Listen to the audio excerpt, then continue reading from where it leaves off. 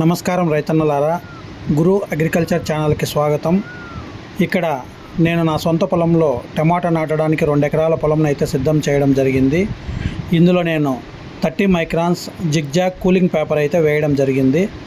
నేను zigzag paper వేయడానికి కారణం, మాకు ఇంతవరకు అయితే వర్షం పడలేదు, అందులోన టెంపరేచర్ కూడా బాగా హెవీగా ఉండడం వలన ఇది ఇంకా మే నెలే కాబట్టి ఈ నెలంతా ఎండలు ఎక్కువ ఉంటాయి అనే ఉద్దేశంతో నేను జిగ్జాగ్ పేపర్ అయితే వేయడం జరిగింది. ఇందులో నాకు 13 కట్టల పేపర్ అయితే పట్టింది ఫ్రెండ్స్.